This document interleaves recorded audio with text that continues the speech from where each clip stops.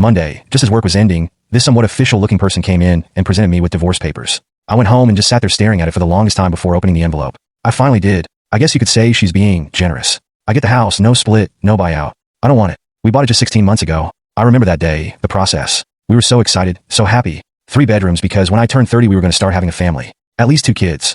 The work we did to this place. These walls are the colors she picked out. The his and hers sinks in the bathroom we installed together. I can't keep living here. Too many memories. All the cookouts and game nights with Charles. In my lower moments, I just want to burn it down with me in it. The rest of the stuff in the papers is straightforward. She took all of our small amount of credit card debt. She left me $11,000 of the savings, taking only $3,500. I guess she's trying to literally pay for my pain. Amongst the papers was a note written by her. Another apology and request to talk. Also a warning that her and her brother, Kevin, would be by Tuesday to collect the rest of her things. When I got home after work, they were all there waiting for me. There were 2 trucks. Maura and Kevin were waiting on the front porch. I could see Charles, 28M, was parked across the street and sitting in his truck. I walked up and Maura looked like she was going to cry again. I'm sure I looked terrible. She tried to hug me, but I put my hand up. I pointed towards Charles and said, "What is he doing?"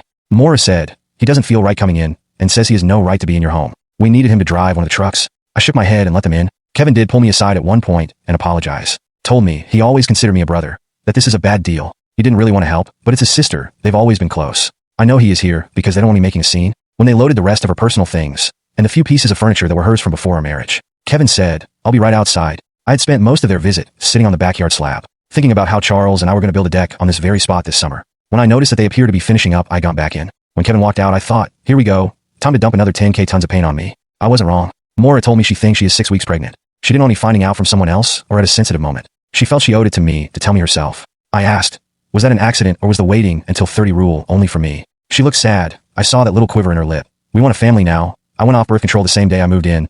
I'm so sorry for how this all happened. I sat down on the couch. She took a step towards me, then stopped. She turned and went for the front door. So much suffering, I couldn't hold it in. Was I just a placeholder? Is Charles who you always wanted? Did you pick me because it meant you'd get to be around him? I just don't understand. You've been in each other's lives for years. I've never suspected anything. The most he's ever said about you that would lead me to think anything was that I am a lucky man. I just don't get it. I had tears again. She turned and ran back over, putting her hand on my back. She was direct in tone. No, nothing like that. Nothing had ever happened between us ever.